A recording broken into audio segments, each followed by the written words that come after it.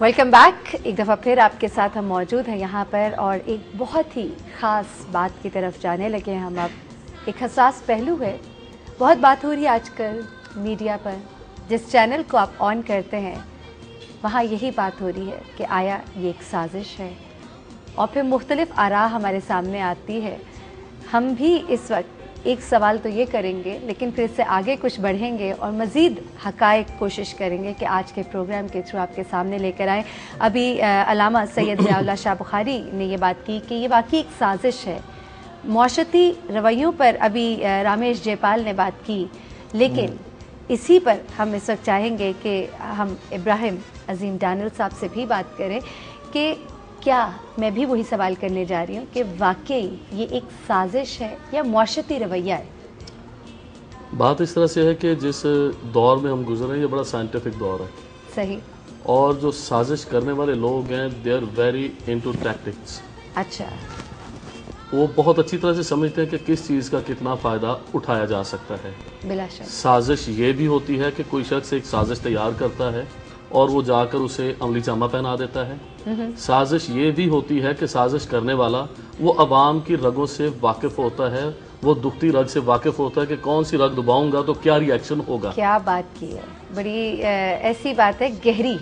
मैं ये समझता हूँ कि ये एक ऐसी साजिश थी जिसमें अवाम की दुखती रग का, अवाम के जज्बात का, उनके एहसासात का भरपूर तौर से फ़ायदा उठाया गया है। एक साजिश अभी तक हो रही थी बारूद के साथ, हथियारों के साथ, और एक ये वो साजिश है जिसमें इमोशनल फीलिंग्स को एक्सप्लॉइट किया जा रहा है। वक्त के साथ साथ तब्दीली आ रही है ना, हर चीज में तब्दीली आ रही है। हम असल में माजी की तरफ जा रहे हैं। माजी में जंगें इसी तरह लड़ी जाती थी। हम देखते हैं कि उन्होंने इंसान को बतौर हथियार इस्तेमाल किया।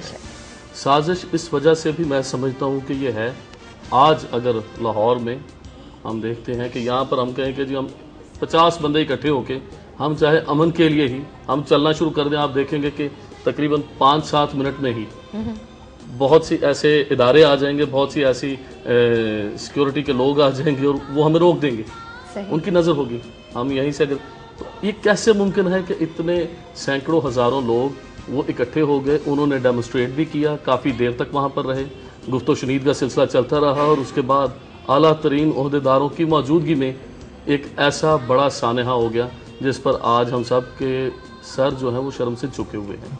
सो मैं ये बात कहना चाहता हूँ कि ये एक ऐसी साजिश है जिसमें अवामी रद्द अमल का भरपूर इस्तेमाल किया गया है। अवामी रवैयों को बड़ी बेहतरीन तरीके से उन साजिशी अनासर ने उनका बेहतरीन फ़ायदा उठाया है अपने मज़मूम मकासद को पूरा करने के लिए। अच्छा इब्राहिम डैनियल साहब, बहुत अच्छी गुफ्तगू हो रही है। एक कॉलर को भी हम साथ लेते हैं और साथ में चाहूँगी मैं रामेश जयपाल का भी इसके ऊपर मौक़िफ़ ज़रूर जाने। हम एक कॉल ले लेते हैं पहले। जी अस्सलाम वालेकुम। वालेकुम सलाम। हमारे साथ सलीम इकबाल साहब हैं। जी जी सलीम इकबाल साहब, वेलकम टू द शो। क्या कहेंगे आप और क्या पूछना चाहेंगे? डे के हवाले से मैं ये बात करना चाहूँगा कि लफ्ज़ जो है बाइबल मुक़द्दस में भी मसीही है, तो मैं आपके टीवी चैनल की मुखातब से भी कहना चाहूँगा गवर्नमेंट ऑफ पाकिस्तान और मीडिया के जो लोग हैं उनसे कि हमें लफ्ज़ ईसाई नहीं बल्कि मसीही लिखा और पुकारा जाए। मसीही, सही, मसीहत जब हम इसको बोले, यानी कि क्रिश्चियनिटी।